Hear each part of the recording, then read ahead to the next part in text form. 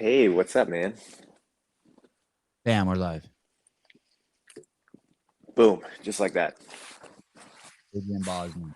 The Boz. Boz. Boz. Yeah, Adrian, yeah. what's your Instagram, Adrian? My Instagram, Yeah. AP Bozman, AP. Bozman. Everyone say your name right? Does anyone call you Bozman?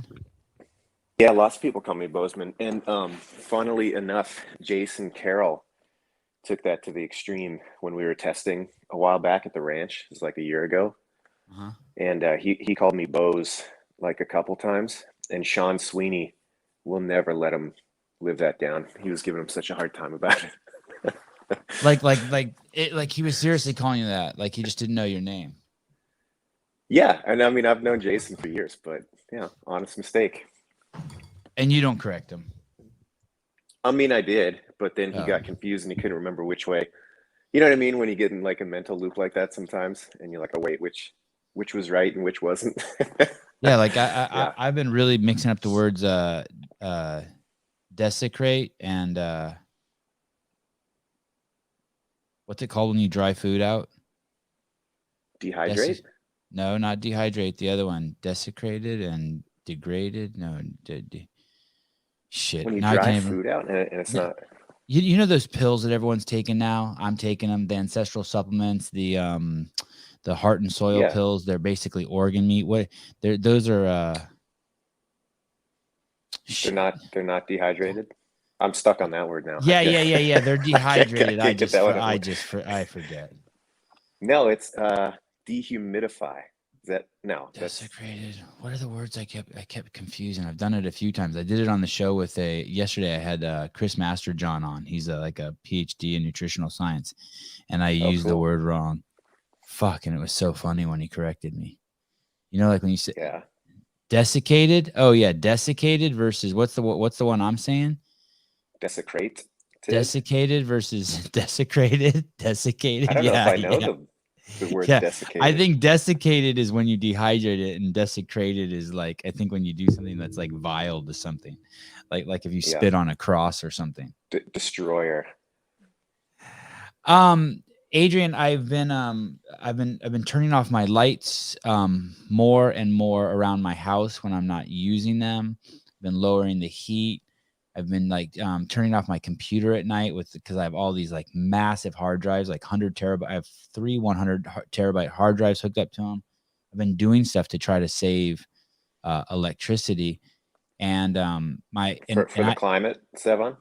no for my wallet. I had to get it in there. I appreciate it. And my electricity bill is expensive because I have a well, and so I don't pay for water. But when you use water, it turns on the pump, and that I guess I've been Mm, told that pump uses a lot of electricity. So I haven't cut back on my showers or anything like that. But I've been really going out of my yeah. way. And my electricity bill used to be like $400 a month, and last month it was $266. Geez, even that is expensive. Yeah, I mean But that's for I mean, water, that's a huge. electricity. Oh, okay. Yeah, but still, I mean, yeah. But that's a huge cutback. Good for you. Yeah, and if I wouldn't have done that, and I kept spending just, I would have to go to barbelljobs.com to look for a job, but I'm trying to push that off as far as I can by saving electricity and making Hold on a every second. dollar in my life go further. Yes. Is that a sponsor? Are you sponsored now? Of course, no, I'm not some sort of whore. I am free. That is just me just telling you that if you did need a job, you would go to barbelljobs.com. Like if you didn't want to take this other route of like mitigating Right. some of the spending in your life, you could go Like to a responsible adult. barbelljobs.com, and it's a cool website. And there's all sorts of jobs there in the fitness space and the CrossFit space. And I guess even if you needed an assistant, Adrian, you That's could cool. post a yeah, thank you. I'm gonna That's the check out barbelljobs.com. that's the first time I've used like that banner down there. Like I set that up like 3 seconds before you came on. Oh, cool. I didn't even see. I'm on my iPhone, so it's hard for me to see. That's cool. Thank you. Thank you. Okay, enough I'll of check this it out. And nonsense. hey, for the record, you are one of the most free people that I know. So I have no illusions about that.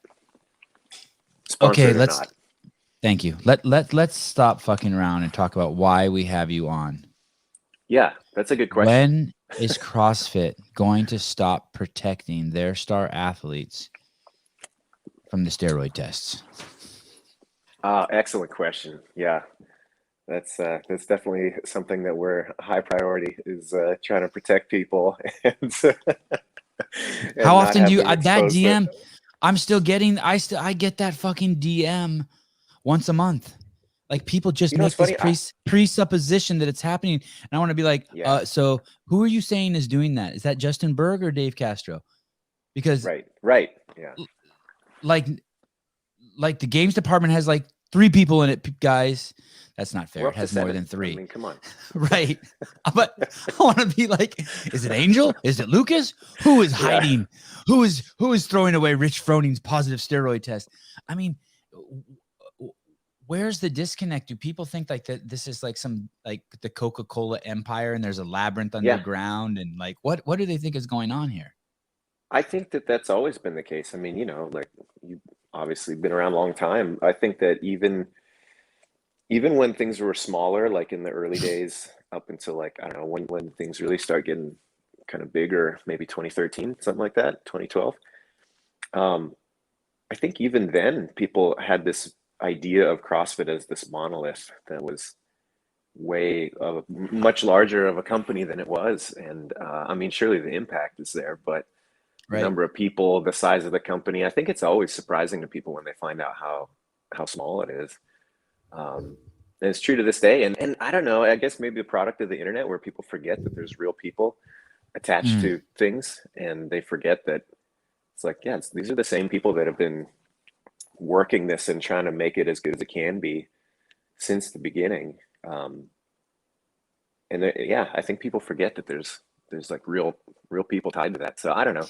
And then I don't think there's also like a sense where you can't satisfy everybody. Like you'll never satisfy everybody with a drug testing program specifically. I don't think unless you can test everybody all the time at the drop of a hat, nobody's going to be satisfied by that. And so short of that, it's like it's never enough. Like we can put out all the testing results, we can put out all the numbers of tests that we do throughout the season, which is hundreds. And people always find, wow, you didn't test this guy, and therefore your program sucks. Okay, fair enough. There are a lot of people at HQ when I left that I could honestly say that I don't know if I dislike them, but I sure as fuck don't like them. And it was contentious. I mean, you know how it just like Yeah, sure. it was just imagine like a cat comes into a room and there's 50 mice in there and there's only 20 holes to hide in. I mean, that was us. So even though we were friends, we became enemies right away because 30 of us aren't getting into the holes.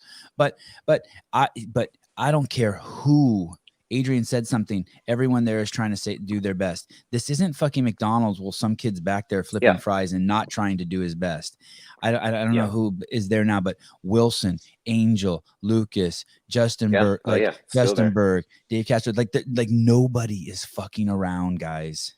Like no one is like, Yeah. oh, well, I don't start work till 9, so I'm not going to get on my computer till 9, and I get off at 5 and I'm Yeah. leaving. It's not like that.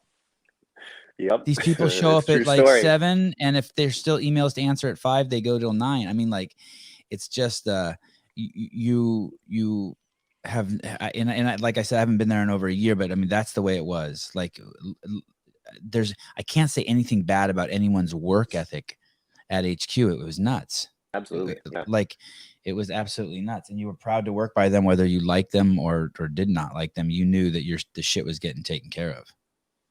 It was Yeah, beyond professional. absolutely. It was beyond professional. Like, is your mom, like when your mom raises, people are always like, is this professional? Is this professional? Are they releasing this on this Instagram account? Well, is your mom professional? The way she raises you? It's like beyond professional, right? Yeah. Yeah. What's the word for that? Yeah. Desiccated? I don't know. No, not that one. But yeah, I agree. I think that's what I mean, I feel like you talk about this a fair bit, but it's totally the truth where it had to be that way in order for CrossFit, the idea and the concept, to be where it is. I don't think that it would have, I mean, maybe it would have been slower and maybe more niche than it is now. But I just don't think that it would have ever snowballed to this if you didn't have a group of people that were so ride or die. I mean, that Yeah. was everybody back in the day, you know, like there's no question of if so-and-so is going to show up. It's like if they didn't show up, they just wouldn't come back and they wouldn't be part of the team anymore, you know? Um, uh, Matt Souza says it's not a job, it's a responsibility. You said something right there too. If especially when something's growing, if you're not working, you get left behind. Sure. So like you didn't come to CrossFit to become the head judge of the CrossFit Games. You were just working. Yeah, I mean, they didn't even exist. It Right, wasn't even an right. idea in my mind. Right. I didn't know that I, was a thing. I mean, it's kind of like this. Lauren Glassman, I mean, you could say she's the founder of the CrossFit media team, but I mean, she was just the only person there with the camera in the beginning. And literally, Yeah, like some of that is still there. I don't know how many companies still have that, but this thing is still young. This is still there. You're looking at Adrian. Adrian, how did you find CrossFit? Oh man, this was early. I've always been like a bit of a fitness junkie and an internet junkie. And so the intersection of those two And a things. mover, more than a fitness junkie. You were a mover, right? Like you liked your body. Yeah. Boxing, Yeah, for sure. gymnastics, like just you dabble in all them. You like moving. Yeah, you know that, man. I've always kind of considered myself like a dabbler above almost everything else. So yeah. Like you would do everything from the slack line to fighting. And even now yeah, I try today, everything you're still once, pursuing for sure. BJJ, right? Yeah. Do Okay. jiu-jitsu a couple times a week, and I'm not Okay, particularly sorry. great at it, but it's fun. Yeah, you're great. I Um, saw you on the podium. what I mean, that was like one tournament with 4 dudes in my bracket. It was, Yeah, but it had the I word mean, like pan. no, It had the word pan in it or something. Like no, the it did not. It was a oh local oh tournament. oh Don't oh hit me up. damn. I'm like, oh, I mean, I does that appreciate it, tournament but have the word pan in it? Is that some nope. whenever I see pan? Okay, all right. Uh, My bad. yeah, well, Souza, it's not if you were bad. here helping instead of in the comments, you could have pulled up that picture. Yeah, come on, Matt. Matt Souza's. Do you know Souza? Oh yeah, Okay. Where'd you meet Matt him and at a I. DDC? No, we've kind of swam in the same circles for a long time. But a couple of years ago, I was given away. This is when I like hung out with Matt more than just like at a passing event that we happened to be in the same place at. A couple years ago, I had some games stuff that I was getting rid of, and I was just giving it away on Instagram, like some old jerseys and banners and stuff from past regionals and games. And he DM'd me and was like, "Hey, he wanted one of the banners that I had," and I was like, "Yeah, sure." And he's like, "Oh, I'm in Livermore." I'm like, "Cool, I'm in Oakland. That's not too far." He's like, "Okay, I'll come down to you." And so we met at my friend's coffee shop and hung out for a little bit. He got a swag, and that was that. And then we crossed paths a couple other times along the way, and then he interviewed me for his podcast in my Oh, garage, which was super cool. yeah, he It was interviewed fun. me for his podcast in my garage. Yeah, I That's think it was awesome. around the same time. Yeah. Great guy, that Matt Souza. Yeah, great guy. You know what he was doing when I met him, and I want to get back to how you found CrossFit. When I met him, he was reading. He would go back to the original journal and he would read the articles into a microphone that Greg Such a great Glassman wrote. project. Yes. And then publish them to iTunes or Spotify. Dude. And at the time I was head of the media team and he's like, "Hey, can I do this? Is it legal?" I'm like, "Who gives a fuck? Do it. I got your back." Like if someone says something, like I'll be like, "We gave him the approval." Yeah. I think that's such a great, like, what a valuable project. That's the thing that I think is, I don't know, man, I think about this a lot when you look at social media and just kind of the way that shifted the culture of demand. Like everybody just needs quote content, and I get it, but sometimes I think in the span of a person's life, like you're only going to have so many really good in-depth ideas, and I think that's true for most people. It's not to say that you can't be creative and then you know, putting things out there is a bad thing, but it also creates a culture where some of the really significant stuff can get buried and then just kind of lost in the churn. And I think Yeah. that that is where some of those old journal articles, unfortunately, have kind of fallen to. And man, they were so revolutionary, and the ideas in them are just as powerful today, if not more so, because to me, at heart, CrossFit was so, and still is, but the meat of it was, hey, the fitness industry fundamentally is fucked. It's horrible.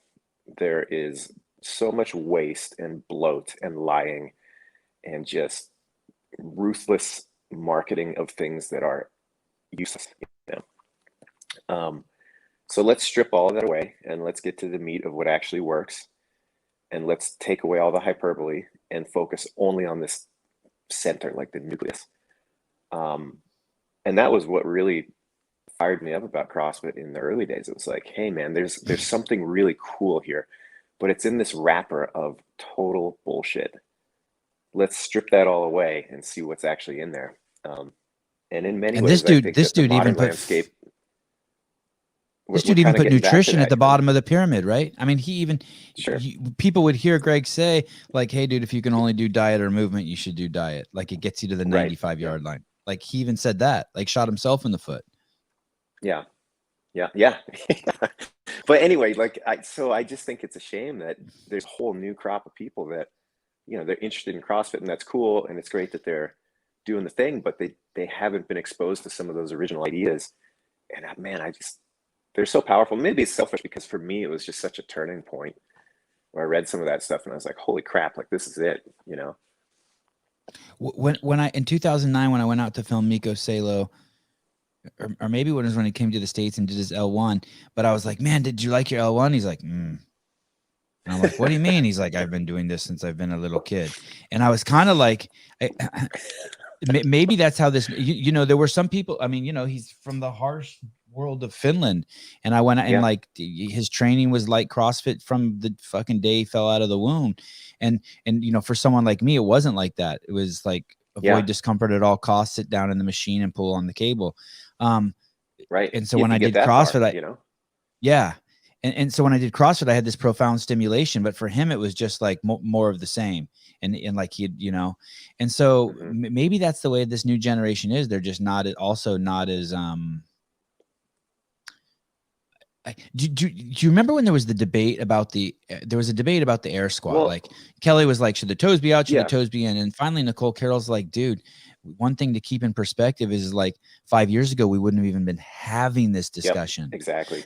And I'm like, Yeah. The fact that holy you're arguing, shit. yeah, Holy that shit. you've got camps dug out about how to squat versus, hey, should you squat at all? Yes.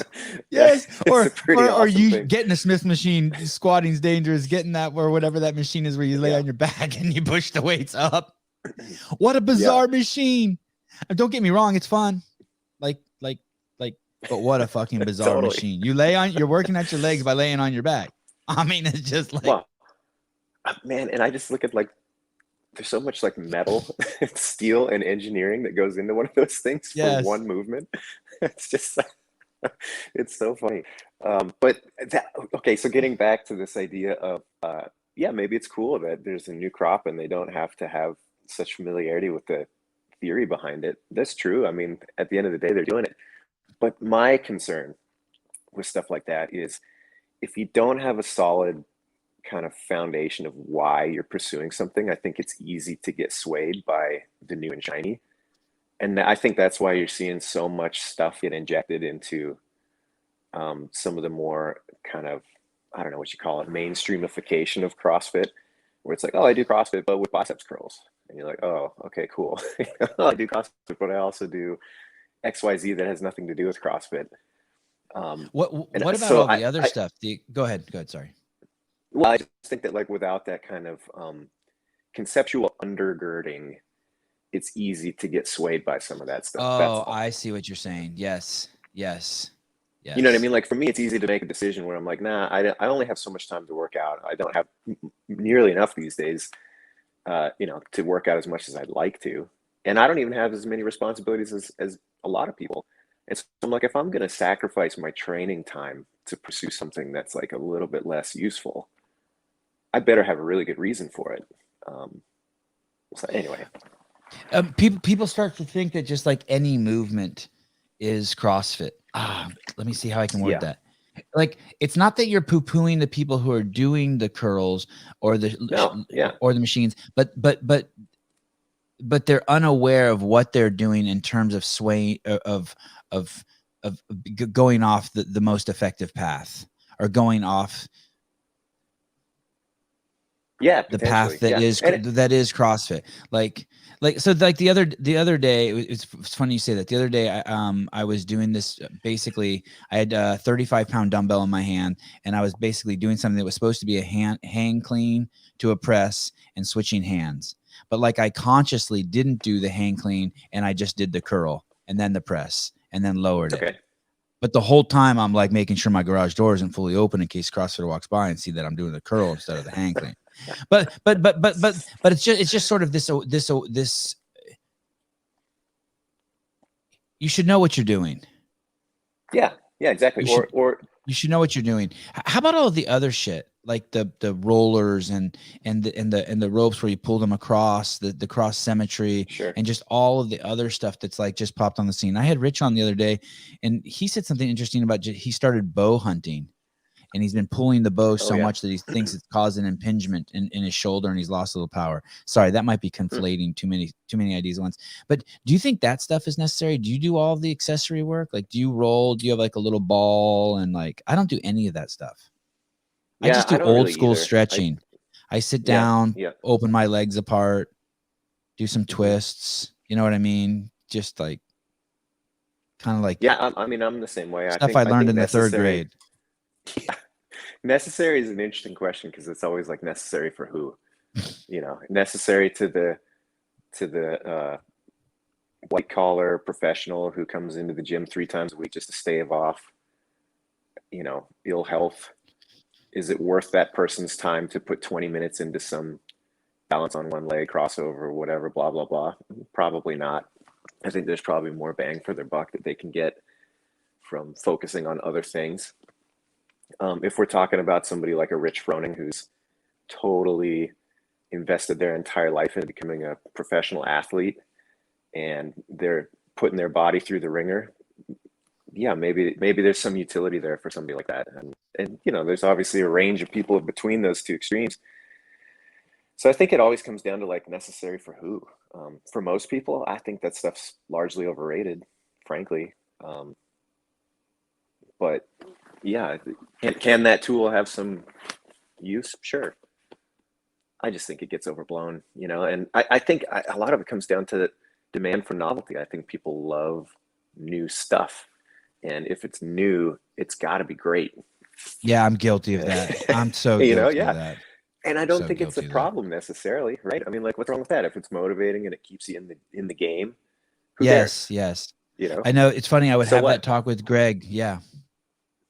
I want a new pair of shoes, not because I need the new pair of shoes most of the time, but because then I feel an accountability to then running a Sure. mile or 2 miles Yeah. 3 times a week. Like, oh shit, I spent $150 on these shoes. I better like use them. Or it's the same thing Yeah. with like part of me wants one of those runners, like those the thing the like Assault makes where you run on it and you can run indoors. Yeah. But like, I know I'm gonna hate that thing taking up fucking Yeah, it's a 15 square in the garage, feet man. in my garage, and like, it's just weird. It's weird, but I don't need, like, I have no need for it. But I know if I get it, I'll probably get fitter because I'll have an obligation to it. Like, fuck, this thing takes up a lot of room. I better get on it. Yep. Have you ever been pinched by one of those? Have you ever sat on one of those and had that thing roll up some ass? No, I have not. Oh, you know what I'm talking about, right? I mean, I can picture it, but like those pieces come together. The treads that Yeah. You've never like sat down and like on one of those and been like looking at someone working out or talking to someone, and then you start fidgeting and roll a piece of ass or a thigh into it. No. Like little skin. I'm gonna start watching out for that though. No bueno. You don't sit down in the gym. That's not true at all. That's not true at all. Well, that's so getting like another kind of piece in there is the older I get, I've been working out for a while now. It's kind of weird to think that because I really do feel in my mind I'm the same as I was when I was like 20, I'm almost 40. And there's definitely some days where I don't feel exactly as I did when I was a young, spry man, but I don't feel bad either. Like I feel pretty good generally most of the time. But my mindset's definitely changed a lot. It used to be like, okay, how do you really squeeze the most performance out of something? It really means a lot to get a good time or put up a good weight or whatever. And now I'm like, well, am I still going to be able to sustain this 10, 20, 30 years from now? Because I'm in it for the long haul. And so, okay, so a 10-minute crossover symmetry thing is something that motivates me to get in there and it makes me feel better about what I'm about to do. Fine. Who cares? If it's going to keep me in for the next decade, 2 decades, 3 decades. Yeah. Okay. But I think the cutoff for me is when you start to see things dominate the more important stuff that you need to be doing, then that's where you start to have a problem. Right. And I think getting back to the main idea is a lot of people, especially when they're newer and they don't have that kind of sense of why this movement and not that movement, why something might be more important or less important. It can be easy to let these other little bits and pieces start to dominate your total training time. And then next thing you know, you're just kind of back to a bodybuilding routine, or you're back to just kind of fitness as it was circa 1990, And then if you find out that you're at the wrong gym because your whole thoughts on training have changed, you can just go to barbelljobs.com. I love it. And look for a new gym. Like if you're at a CrossFit gym but you belong to Planet Fitness, you just go over to Were you a Norm Macdonald fan? No, but I need to be. Oh, dude. I mean, as a reformed Canadian, I have to, because he's one of our most famous exports.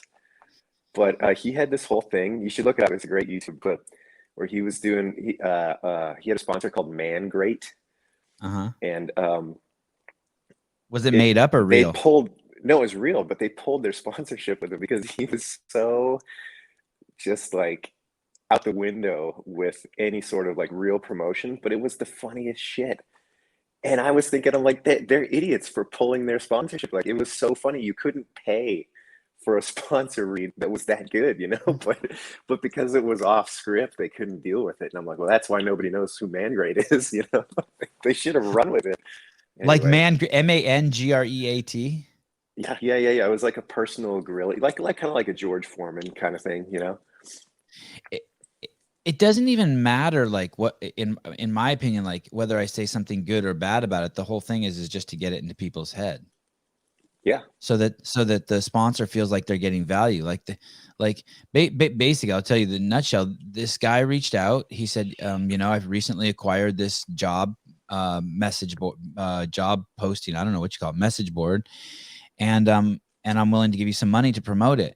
And so I asked Souza, I'm like, hey, what do you think? And he goes, yeah. And basically all we're going to do then is now take that money and dump it. We're going to look for someone to help us start the Sevan Podcast Instagram channel and our Subclips channel. And I'm not going to even take a dime of the money.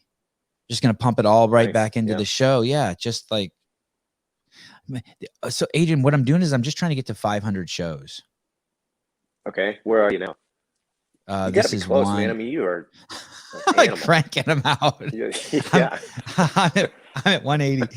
So yesterday I did a show with this dude in the morning, this nutritional scientist, PhD, Chris Masterjohn. And then when I'm done, I'm just about to go to the skate park with my sons. And I get this text from Rich, and because I'd been bugging Rich to come on the show. And he's so, busy when you text with him, at least when I text with him, it's not like when I text with you, it's like we text back and forth. Whereas Rich, it's like you text on Wednesday and you just hope for the following Wednesday, right? Like you choose your words wisely. It's a weekly, it's like using mail. Basically, when you text with Rich, it's like using snail mail. Sending a carrier pigeon. And he goes, hey, I can come on, and I don't know what he says, 15, and I can only stay on for 45. And the way he says it's very sweet, though. He doesn't say it like aggressive like that. He says it like he couches it in some nice, nice Rich Froning way. So I asked my wife, I'm like, hey, I'm going to the skate park. I'm just going to tell Rich that, like, try to do this some other time. And my wife gives me this look like, you fucking idiot. Like, you know what I mean? Like, this guy is riding in on horseback and you're fucking going out of town. Like, you're going off with it. She's like, I'll take the kids skating, get in there. So then he comes on and it was awesome. And then then at night I did the show with Hobart and Kate Gordon. Do you know Kate Gordon? Oh yeah. Yeah. I mean, I can't say well because I haven't seen her in a long time, but I lived in Australia for a little bit, and then I used to go there a lot for seminars. And so I mean, I've known Kate for a long time. So you've worked seminars with her? Oh yeah. Holy cow! God, it's a small world. Yeah, it really is. I don't know. I don't know her that well, but I really like her. I feel yeah, she's great. I feel kind of free around her. I don't feel like Cool. At least I just don't feel caged by her. Like you could say anything. Yeah. Because she'll unfuck you like if she needs to. Those are good people to have in your life. Yeah. You know what I mean? It's like they have enough personal boundary that they know where they're comfortable, but let you do you. Yeah, like if I were to say, yeah, women belong in the kitchen, she wouldn't hesitate to be like, well, they also belong in the gym. You know what I mean? Like she'll. Are you watching a lot of UFC these days? Yeah, man. I try to. Yeah, that's probably one of the only things I watch with consistency these days. I'm tripping that they have like UFC 267 and UFC 268 like 2 weekends in a row, and this one's like at 11 in the morning California time. Yeah, because I think they're back in Abu Dhabi, right? Yeah, it's just a trip to me that they would do a pay-per-view event at 11 in the morning. Yeah. That's what they did with that Josh Bridges Hafthor fight, and I can't imagine that did that well.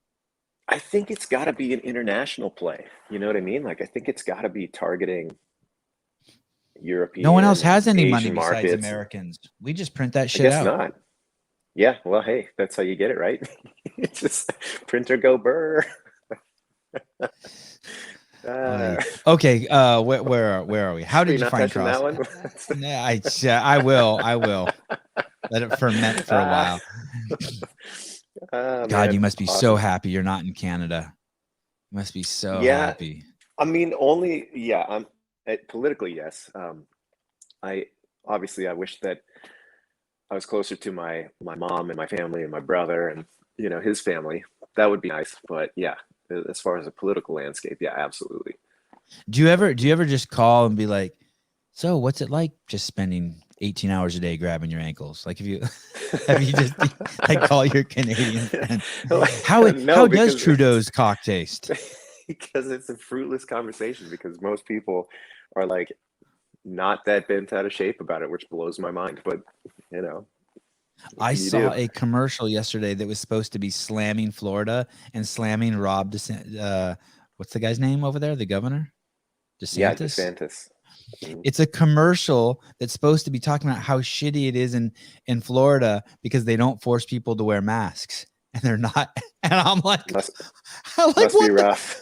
These people are. This is the negative. It was so fucking crazy. I couldn't believe that was the slam campaign. So how did you find CrossFit, Adrian? Okay, I know I've heard this story, but I just can't remember. Yeah.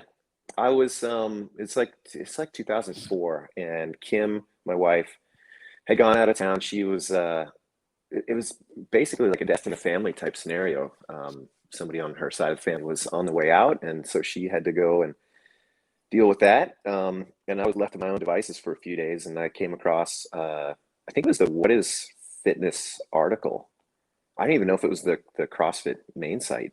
And I read that, and I was like, holy crap, this is awesome, and it just really gelled a lot of really like little strands in my head that I think had kind of started to worm their way in, but didn't have any really good expression. And so I read that because I'd bounced around between a lot of different fitness sites at the time, and like some kind of fringe things and some mainstream things. And there's people What doing some browser blogging. were you using in Oh, 2004? dude, I don't Was that even know. like AOL or some shit? Were you on, what kind of computer were you on? It was definitely like one of those with the full keyboard and the huge monitor that's like, way too big. Yeah. Um, the tower, the big, do you remember the big tower? So yeah, one of those. Uh, anyway, like, so I would read different blogs about fitness and different websites, and there's always like people that had decent ideas, but they couldn't tie them together. And that What is Fitness article was the first time where I was like, yeah, this is it. Like, this is kind of the unifying theory of like what it means to actually move the needle with your fitness. This is really cool. And so I started digging in and I dabbled with some workouts off the main site. Yeah, at the time I was living in San Francisco, I had like a kettlebell and a door jam pull-up bar. And so I just mess around with what I could. And then I found a guy on you remember the old CrossFit message board? Yes. Yeah. So I met Greg my loved buddy that Sean. thing. Yeah, dude. So I met my friend Sean. Shout out Sean Pizell, a friend to this day. Just had dinner Wow. with him a couple of weeks ago, and he and we were convinced we were the only people in San Francisco doing this thing, And we would meet up in Golden Gate Park, of all things. How about that? I met this dude on the internet to meet up in Golden Gate Park with him. Scary. Take that for what you will. Scary. And, Scary. and we would just like do what we could with what we had. And then fast forward to 2006, I took my level one in February of 2006. In Santa Cruz. And Greg taught the whole thing. That's right. It was the last 3-day level one. And I came to find out later on that Dave was at that level one and Pat Sherwood was at that level one. There's a couple other people that Wow. went on to be kind of prominent in the scene that were also there. I didn't know them at the time, I didn't know them from anybody. So that was cool. Yeah, and then started coaching at San Francisco CrossFit almost immediately after that. And then by 2007, I started to help out with the level ones that were going on. And so by the end of 2007, I was kind of recurring on the seminar And you team. were By on the 2008, website a lot. That was like when everyone would go to watch the yeah, videos, and there was a ton of videos coming out of San Francisco CrossFit, obviously with you in it. And you were kind of like you were the first person outside of you and Kelly were the first people, I think, outside of the Santa Cruz gym to sort of get some internet's fame. yeah, and I think we had the benefit of being close enough, like striking distance, that people could get to us, but kind of far enough out that it had a different look and feel. You know what I mean? Yeah, totally. And you were doing fun stuff. Yeah. Mars, you're on with Adrian Bozman. Hi, Adrian. Hi, Sevan. How you guys doing? Hey, what's up, dude? I'm great, man. Not a lot. Hey, great. Adrian, big fan. I listened to you on Varied Not Random, and I think between you and Sherwood, I could just about get a level one equivalent just on the sheer amount of free content you guys put out there. Oh, thanks, man. Appreciate that.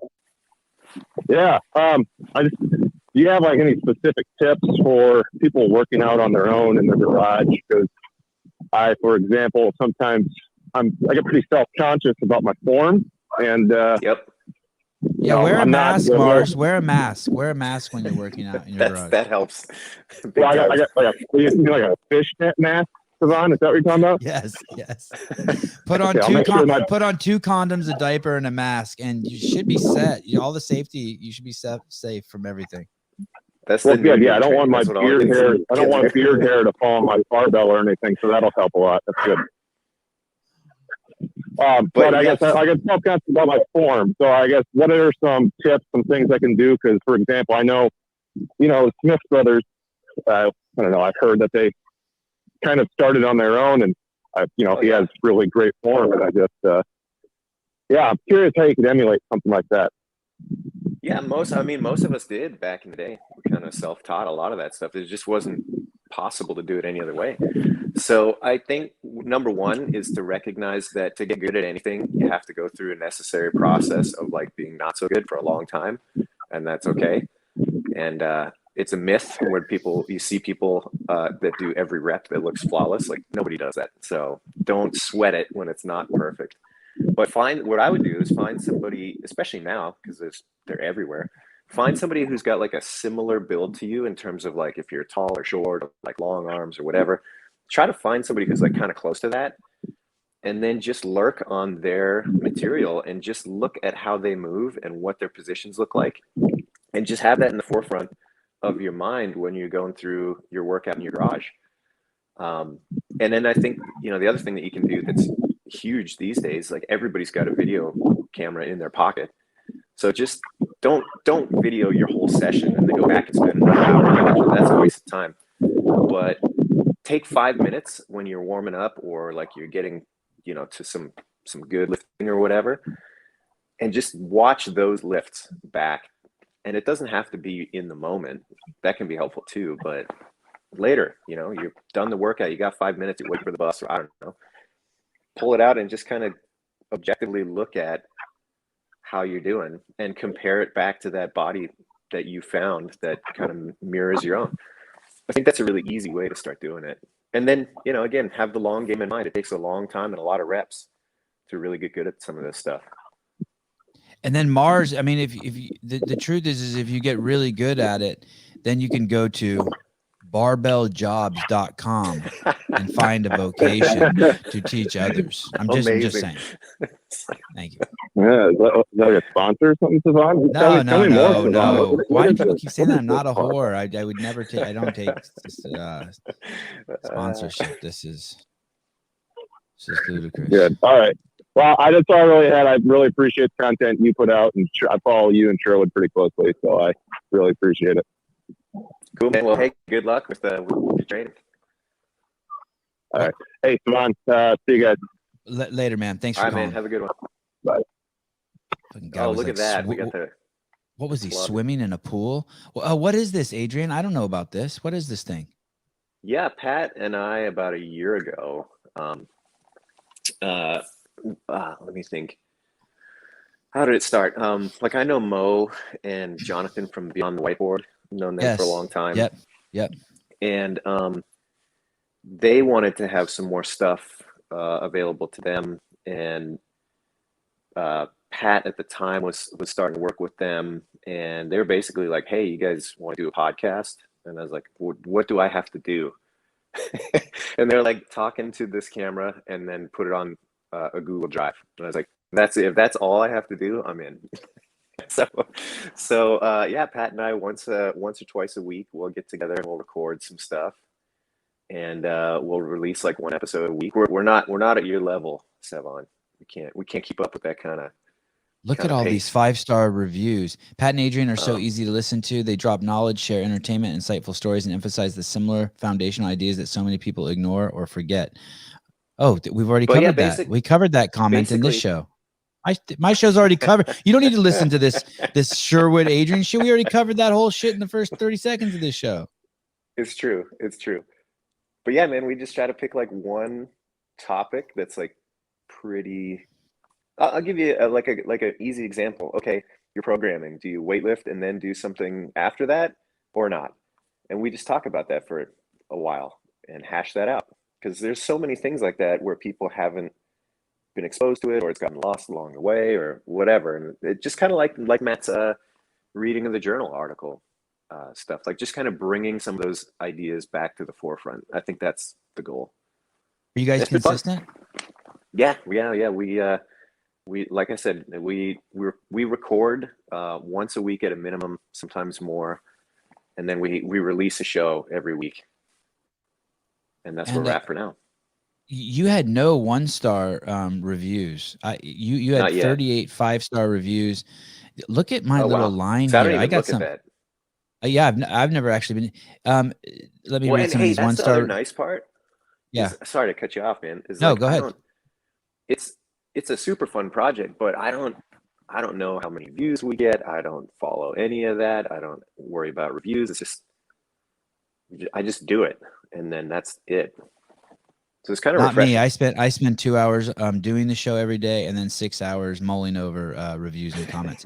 Some guy called you an asshole on the internet. This show stinks like hot garbage on July afternoon in Florida. Wait, that's a review that we got?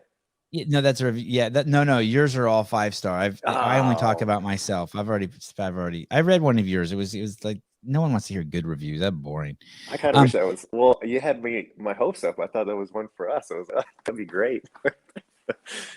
Sevan Anyway, talks too much and asks leading questions. True. Oftentimes talks over his guests. Often interrupts them. But all very true. Does not give Brian a chance to ask questions. Uh, okay, it's fair. Sometimes does not set up topic, and you might get lost if you don't know what's going on in the CrossFit space. Very true. Love the guests that are on. Loves Brian's questions. Like what Sevan does in general. Just wish Sevan wasn't talking 80% of the podcast. Yeah, that podcast isn't for you then. look at Oh, all I wish those there were reviews, more. though. I'd give it a 5-star rating, but the constant loss of audio during. Oh yeah, we got this. We had some. What software do you use, Adrian, For what? for your podcast? None. I mean, like literally, I set up a camera. It's all pre-recorded, right? So we don't do anything live, or at least we haven't yet. So we Dude, set up your a show would be camera. huge live. You should do it live. People would love to call in and talk to you and Pat. Sorry, go ahead. See, I I just mean, yeah, that'd interrupted be you and fun. talked over you. Okay, go on. I'm not opposed to that. I just don't know that. I just don't. We just haven't done it, and I don't know how. But like I set up a camera. I have headphones in a little like lav mic, and then when we're done, I upload those files from the camera and the mic to a Google Drive, and then be on the whiteboard. They take it from there. So I mean, I really don't do any software. Sometimes if we've had a guest a few times, and we'll just do it over Zoom, and we'll record the Zoom recording, and then we have the independent footage from Pat and myself, and the audio from Pat and myself, and then between all of that, they figure out a way to put it together. But I don't have anything to do with that, so I don't really know. That's awesome. Yeah, it is. And you enjoy it. Yeah, it's super fun. It's it's kind of nice because I think about this a lot, man. I've gone from my whole life was coaching and doing this stuff, and I've kind of progressively stepped further and further away from that. As it's super weird to say, but like my career has pulled me in a different direction, So like I stopped coaching like hardcore in 2012, and I had a garage gym when I lived in Oakland where I would have just some friends come over 2-3 times a week, and it was kind of like a free class type scenario, mostly just like a workout with friends. So I did some coaching there, but nothing really in depth. But I was still working level ones until 2018. And since then, it's like I don't really have an outlet for that. I don't really get a chance to talk about some of this stuff as much as I used to. So it's a cool outlet for that, to kind of go back in the memory logs and kind of keep a hand in with it. So yeah, it's fun. When I say to you, the biggest whiner of all the CrossFit Games athletes that you ever had to deal with, does a name just pop in your head? Biggest whiner. No, so no one just popped up right away. You're not like, yeah, this motherfucker.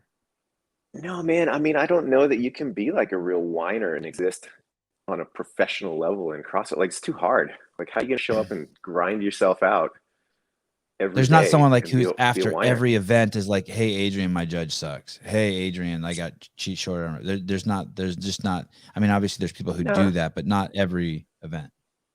No, definitely not. I would say there's some more high maintenance people than others for sure, but like whiners, nah. I'm trying to think who it was who I was interviewing. Was it Noah? It was at the games this year. It was an event that was indoors. It's funny, even though I watched it on TV, I feel like I was there. It was an event where maybe it was Lazar Jukic, and he was jump roping. Was there a jump rope pegboard event? There was, yeah, and he got a hard call in that event. He's such a dude, though. He is such a dude. I love that guy. I mean, I don't know him that well, but every interaction I had with him was great.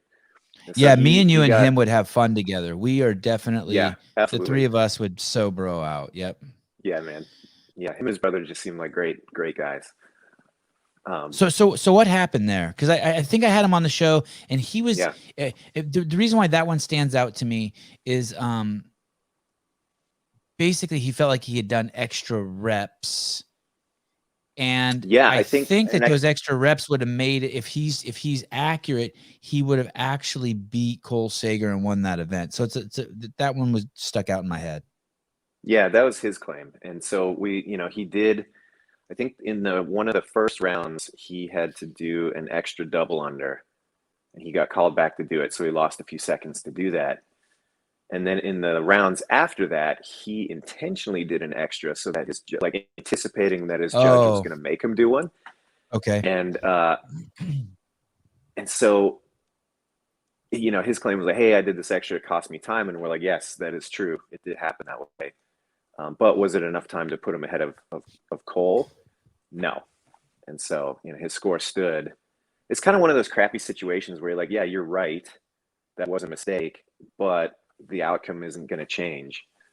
And so, even if it would have, though, do you go back, or is that just, hey, that's just part of the game? You got the judges make mistakes too. And we have in the past, absolutely. Like we'll try to make things right. Like if it's clearly an error and it clearly would have resulted in somebody being in a different spot than they ended up, then yeah, we'll make it right. But when it's speculative, like I could have gotten further, at the end of the day, it's like, well, maybe, but you also might have tripped on,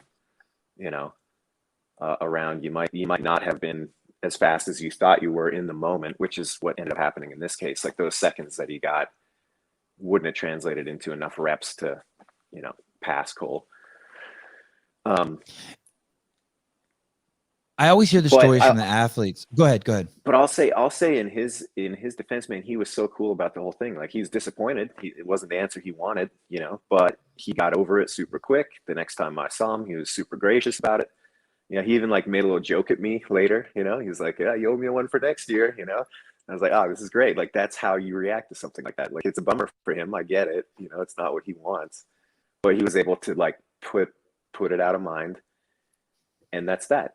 And I think that's like really important for people that want to compete at that level, because you can see some people in a situation like that, like it's going to stick in their brain, and then it's going to affect whatever happens next. And, they're going to spend a whole season ruminating on it. And it's like, man, that's just a blocker for the other things that you need to be doing. You got to let that shit go, Anyway. There was an event in Carson. I don't remember what machine it was. I don't know if it was an assault bike or a rower, but basically Camille was on it. Oh, yeah. I remember that. It was a rower. And Travis Bajent was out there doing the commentating. And I don't remember I don't know if I'm remembering this right, but basically her rower turned off. Yeah, the monitor failed. I think it was, how hot it used to get out there. Yep. I think it just fried the monitor. That's interesting. I was going to say I've never ever seen a single problem on a Concept 2, but that's interesting. Yeah, it was 130 degrees on the floor there, because I remember the guy pointing the gun at the floor. Yep. That's there was only one other time that I've seen a C2 device that failed during competition. That's it. Out of the 100, probably thousands of times that those machines have been put through the test, like they're so good. I can't say the same for some of the other equipment that we've used. So she's on that rower and she starts crying. And as and fix the story after I fuck it up. And Travis comes over to her while he's also doing the live, announcing in the stadium, and says to her, hey, which I thought was fucking a crazy move on his part. Bold, good, bad, and bold, all three. And that says, hey, Travis really well, doesn't it? I mean, yeah, I love that dude. He says, yo, listen, when I tell you to get off the rower and move to the next implement. And he sees a couple people get off their rowers. And he's like, go. And I'm like, is that what happened? I mean, I was there. That's how I remember it. But I just think that's so funny. I mean, and I'm okay with it. Like, yeah. What are you going to do? Yeah. I got to be honest. It's been that was what, 2012, 2013? Long time ago. Yeah. And I honestly don't remember exactly how that went down. I definitely remember that the monitor died. She was like through no fault of her own. Like what a crappy place to be, you know. So You're in not the her fault final at event. all. No, Yes. not at all. And you know, you're in the middle of it, the stressful competition. It's at the end, and that's the hand you get dealt. Like that sucks. So I don't remember exactly the resolution. I remember at regionals a few years later, we had something similar where like it was actually a mechanical failure, but we had one close and we were able to just swap out really quickly. And we had a pretty good sense of where he was when he hopped off and like where he would have been if he had kept rowing at that pace. And so we just estimated and let him run with it. Do you remember who that in, was that happened to? It was Johnny Medina, I think. You remember that guy? Oh shit. Yeah, Kid, you know yeah. what's crazy? I just started following him on Instagram. I saw him in Stockton at a jiu-jitsu tournament last month. Cool. And he was with his new baby. And so I started following Instagram, great. and he's a skateboard instructor. Oh, that's awesome. I know. Man, he's a great I'll dude. say what a cool kid, but I guess he's probably not a kid anymore. So. Yeah, grown ass man now. Yep. He was always so fun to watch. Like what a cool competitor, you know, and what a great story. Like his whole family. Anyway, I'm pretty sure it was him at regionals. But back to Camille, I don't remember how we resolved that. I like in my mind, I have that regionals experience, and I'm like, oh yeah, we swapped out the rower, and but I don't think that's actually what happened. I think what is more likely is exactly what Travis said: is that we, you know, kind of estimated like when she's going to move on, and that was that. I honestly don't remember. Stefan Jeremiah just commented, "Hey, Sevan finally made it. That's awesome. You talked to your mom, Stefan? Sorry, I would have loved to have broken the news to you face to face."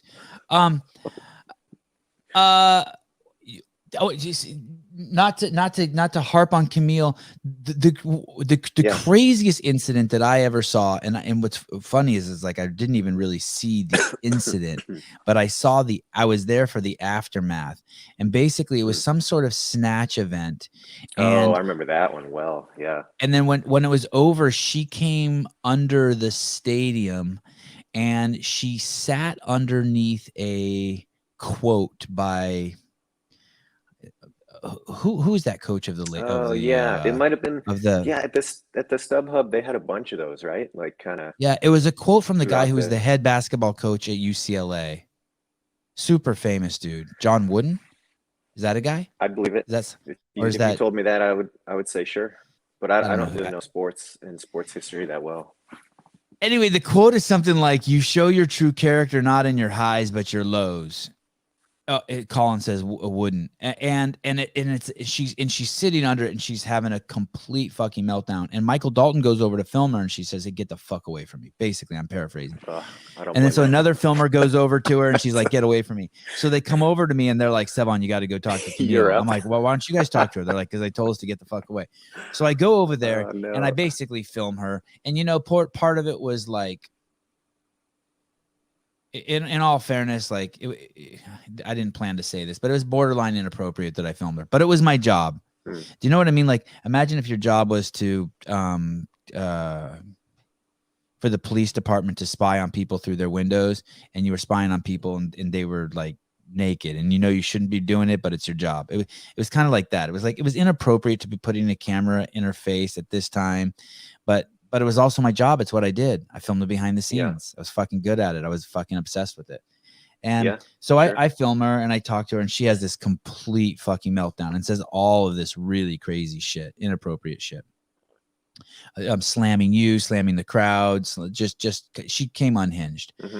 Anyway, and so later when I get back to my hotel room that night, I don't remember if it's an email. It's an email. I have an email from her. And it CC'd the lawyers at CrossFit and Nicole Carroll and some other people. And it basically is like, "Hey, you better not show that footage of me, because that's not really who I am."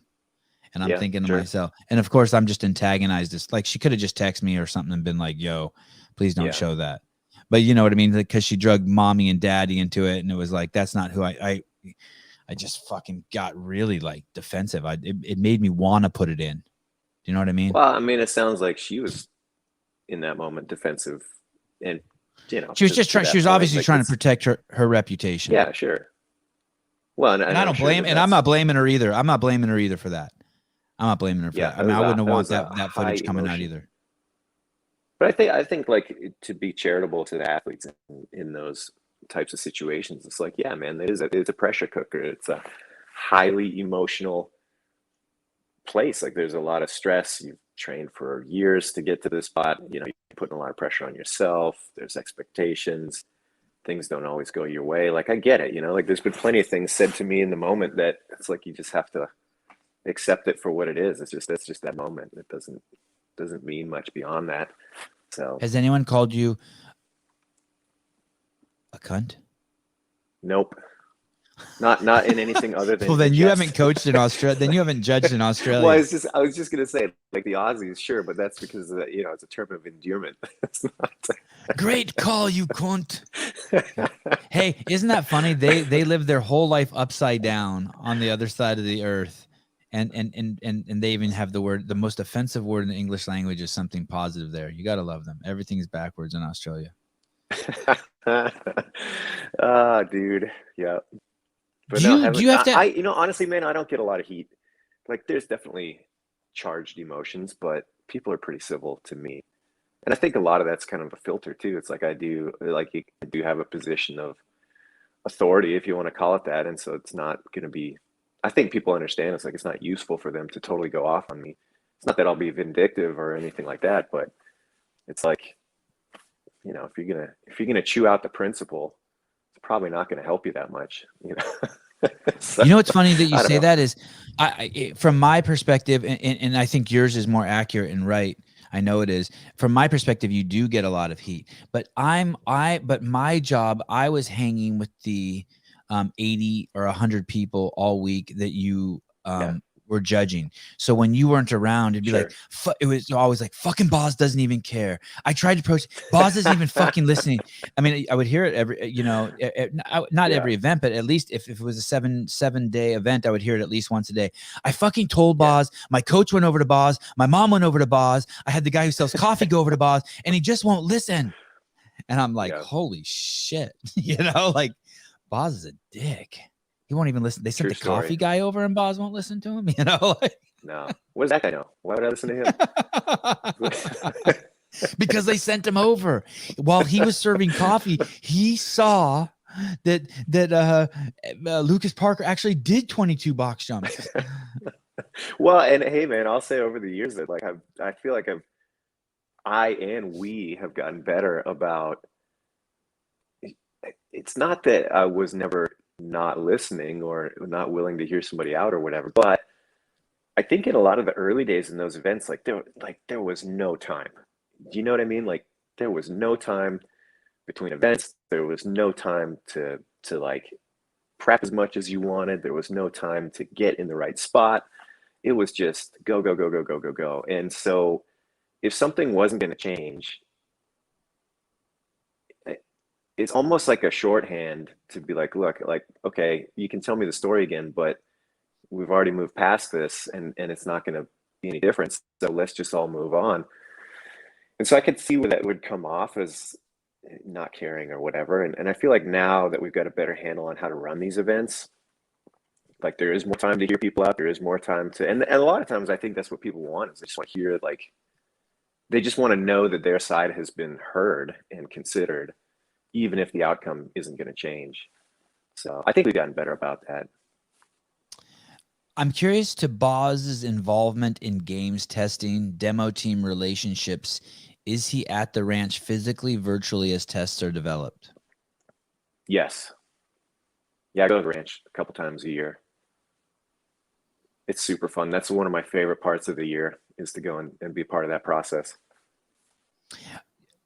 The times I've always been there when there's testing, Boz is always there, and there is a ton.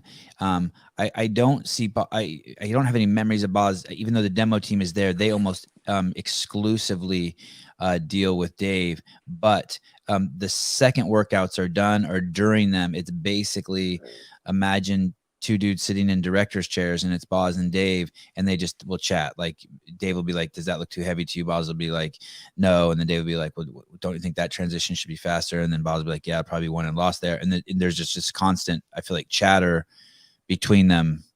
And then when the workouts are over, they let the demo team, then there's just so much feedback. Everyone's always like powwowing. Sure. Yeah, and to Dave's credit, like he's definitely expanded that circle quite a bit. Like I think in the early days, he was not as interested in hearing from too many people about those types of things. But now it's like he's definitely willing to hear, like he wants to know the demo team's experience. There's other people that are like kind of core members of the team that he'll ask for input. So I think he's gotten larger in who he wants to hear from with that process. And I'll also say this about Dave, and there's probably two. I mean, there's a few other people who know this as well as Adrian and I, but you can have some really intense fights with Dave. I've never had an intense fight. What are you talking about? and it's okay. And it's okay. Yeah. Adrian and I have both had like where like people, we have to walk away, that we people hanging up on the phone. Like it's okay to fight with Dave. I'm sure Nicole Carroll has had it when she worked with Dave. I'm sure they fucking brawl. But Dave's the kind of person. It's part of it's part of it. Yeah, well, disagreeing and fighting is okay because sure. he respects us and we respect him. It's just like, all right. Yep. Yeah, he doesn't fight. He doesn't fight fair, but he fights. I tell this motherfucker, you bring a gun to a knife fight, asshole. Oh, he just will go nuclear on you.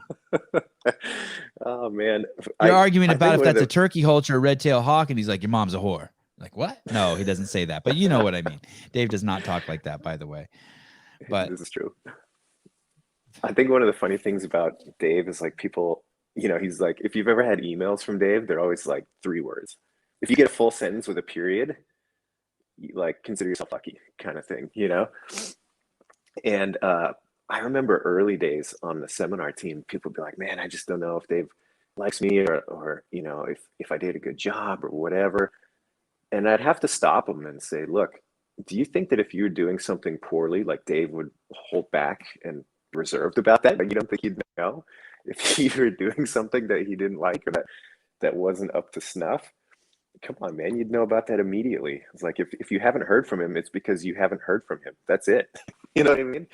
It's like, you don't have to read between the lines. And I always thought that was refreshing. It's like, there's no hidden agenda. Like, you know exactly where you stand. And I can't say that about too many people, Right. They'll wait till you're gone and start telling people around you. Right. Yeah.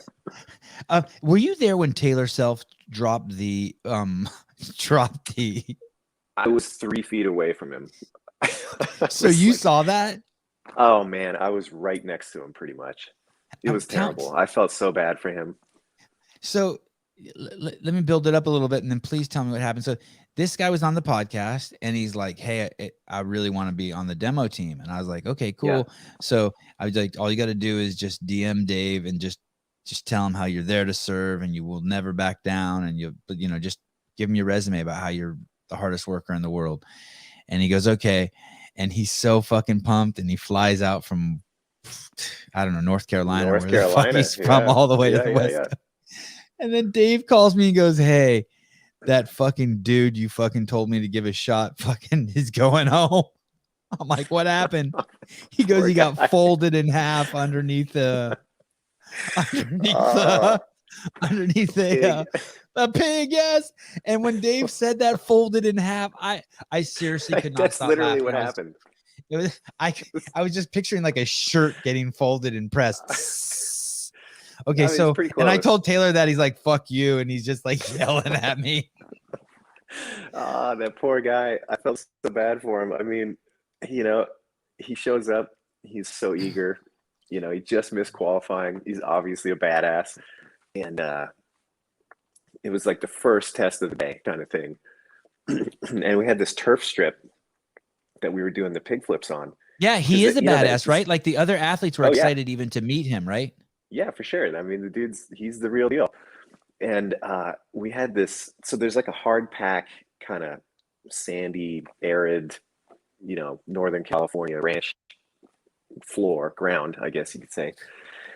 And on top of that, we had this turf strip that was, I don't know, 4 feet wide and ran the length of what we had mocked up as the field. And that's what we were flipping the pig on. And he got a little overzealous, and he was kind of half on, half off the turf. Like one of his feet was on the hard pack dirt. And he went to flip, and it just like cartoon style just kicked out from the side of him. And he basically did the splits. And then had the pig land on top of him and fold him in half. Like it was scary to watch, and I mean, testament to number one, his toughness and his physical preparation that he didn't get hurt. Like I think a normal person would still be walking funny from that, you know what I mean? If not like totally broken, but he's a fit resilient guy. So does he have his hands on his head when it's like that? Like, is he like this? It's like a cartoon. It happened so quick. I mean, I don't remember where his hands were when it hit him, but yeah, I mean, it was bad. God, I wish I would have. If I would have been there, I would have filmed that shit. But he basically had like a strain, he like strained his hamstring. Whereas a normal, if it were me, I would be crippled, How did who took the pig off of him when it was smushing him? It was kind of a team effort. Like when it happened, and we were like, oh man, like. You have that kind of moment when something bad happens where you're like, for sure the extent of it. And as soon as it was clear, it was like, oh, this is bad. Like, everybody that was there kind of rushed in and just flipped it off of him. Do you remember him giving like an audible gasp or anything?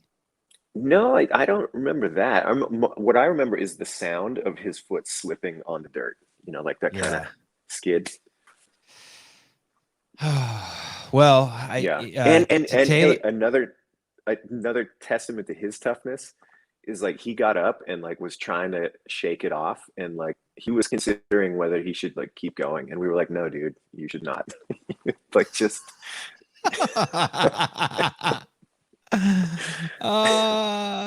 well, there's plenty of opportunities over at barbelljobs.com. What if I'm saying that sponsor's name wrong? What if it's how else would you say it? Barbell Jobs? No, I just wanted to make sure it was right. Barbell Jobs. Yeah, Barbell Jobs. It's a biblical. Taylor, swing while you're healing, you should apply for a job at a local CrossFit affiliate and spread the lessons you've learned. He works at Hendel's place. You know that? Yeah, I did know that. Man, poor Andy Hendel. Yeah. I think he's on the road to recovery, but. Oh, I'm so glad to hear that. Yeah. I'm so glad to hear that. Man, one of the nicest guys Absolutely. In the 15 years I was with CrossFit, one of the most helpful, nicest, down to earth, real, loving. I mean, that's just some familial. Tough. I picture it. Go ahead. No, I was just gonna say it's a huge legacy of like CrossFit on the East Coast. Like he was one of the pioneers. I picture a cartoon when they get flattened by an anvil. Yes, that's kind of how accurate. That's how I picture it too. It's actually probably good there's no video, because it's probably not as funny if you see the video. I don't know. It was pretty good. I mean, like again, because it's okay and it worked out, but it did not look good. Are there any movements that you dread, like any things that pop up at the games that you dread? Like you're like, oh, we're gonna have problems. Like like these push-ups, like there's gonna be like, push-ups are terrible. There's a reason you don't see them. Push-ups are always a nightmare. They're the cheater's favorite exercise. There's so many ways to game that. Push-ups are bad. Single leg squats, man. Pistols? Yeah. Why? How hard is it to judge a pistol? Doesn't everyone bounce out of the... Go ahead. It's that people, when they're standing up, they'll put that non-working leg down right as they're extending instead of waiting until they finish. And so like when they get in the rhythm like that, it's like it's always a little bit early, like they're getting a little bit of assist, and then they don't understand why they're getting wrapped. And it's, so what's the equivalent? There's an equivalent to that, like in repping push jerks, right?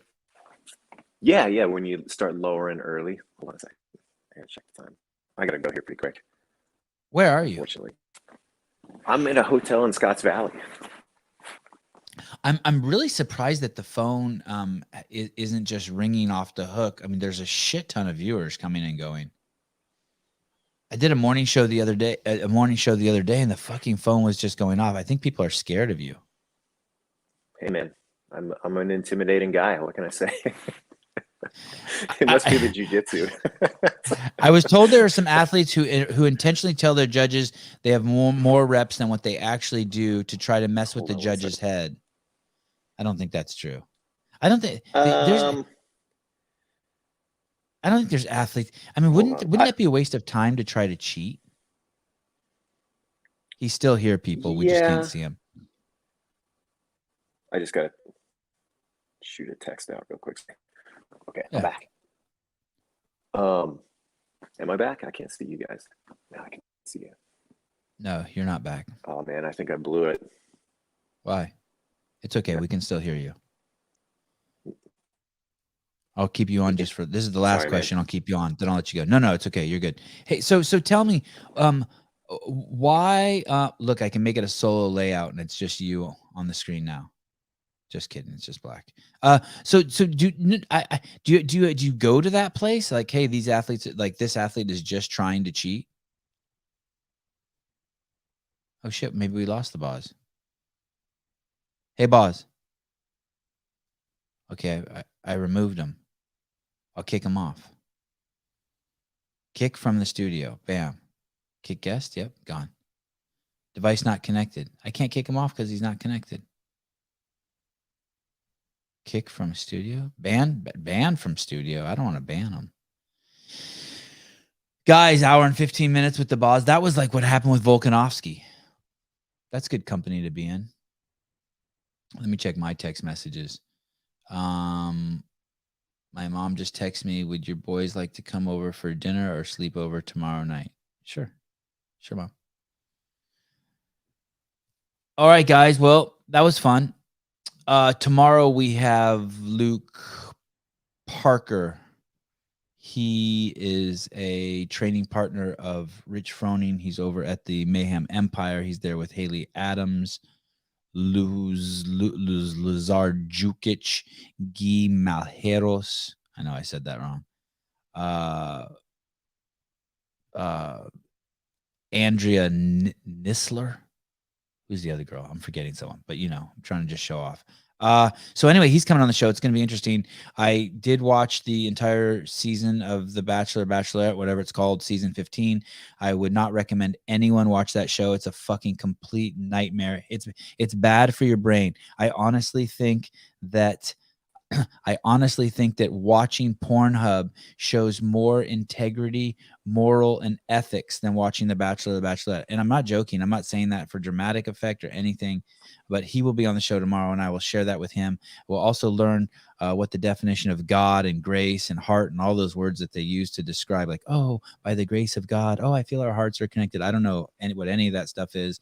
Maybe I'm a sociopath or a fucking autistic. I don't know, but like, Adrian, I'm glad I jumped back in for that. Sorry about that. I don't know what happened. I was trying to send a text, and next thing you know, I was talking about. Question? I had a great answer. I can't believe you have a podcast with Pat Sherwood, and I didn't know it. What's the name of it again? Verified and Legal? Yes. What is it? Not random. Very not random. Yeah, that's cool. There was a question. What was the question? It was let me see. It was one I read. Rich said push-ups are the hardest to judge. We were talking about hard to judge things. I have a good Boz story. Oh, but and you were talking. Okay, hold on. Wait. You were talking about athletes that like try to fake out their judges by telling them. Oh yes. Do athletes try to purposely cheat? It seems like a waste of energy. Here's what I'll say about this is that I think there's different tiers of competition, and me being where I am with the sport and the organization, like I don't experience local competitions that often. I don't experience some of the lower tier community competitions, stuff like that. Braggart. No, it's just the reality, man. So like when people get to the semifinal regional level and then the big show, it's like there's the amount of shenanigans I think drops off significantly because people know it's just not going to fly. And if you're invested in stuff like that, you've already lost. You know what I mean? Like if you think that's what it's going to take to beat Tia, like you lost. You're done. You might as well. You know what I mean? Like you don't have the mindset for it. So see you next year, I guess. How about that dude who one year made a video to try to qualify for the games, and it was like Fran or something, and he looped the thrusters. I remember that? Yeah, totally. Every year during the Open, we get some stuff like that. People just like testing the system. You know? Oh, good. I hope that's what it is. Like if I did something like that, it would be strictly to test the system. Okay. Do you have time for one last call, Adrian? Yeah. Let's do it, and then I gotta go. Okay. Brandon, what's up, dude? You're on with Adrian. You get the last word today, buddy. Yeah, no, along with what you were saying about the different levels of competition, I had the pleasure of judging the Central Regionals with you back in 2015. So I'm fresh, new into CrossFit, owning the gym, just taking level 1, and was like, hey, there's opportunity to go to Minnesota and judge Centrals. And so sitting there waiting to go judge, all these elite level athletes. It was Brooke Wells when she won, Julie Fouché the year she ripped her Achilles off. Rich is there. I mean, it was an amazing regional, and scared to death because I don't want to like screw up as a judge. And talking about like this local competition versus the level, and these guys trying to get away with everything. And you said something that stuck with me forever. It was, if they do the rep 99% correct, it's 100% wrong. So we expect perfection from them at this level. That there's no leniency. 1% not perfect is a no rep. And I thought that was pretty awesome. And so just wanted to just share that story. Because it was pretty profound. Asshole. Hey, man, not a lot of room at the top, Sevan. Well, hey, I'm glad it stuck with you. I remember saying that. Yeah. I do remember that regional, though. That was a good one. It was at the convention center, right? And I think Jason McDonald was with me. And maybe Jason Eric and Preston. Eric Peterson. Preston, yeah, they were both there. Yeah. It was awesome. Hey, that regional was crazy. Adrian, you don't remember saying that? No, not at all. It's a fucking great line.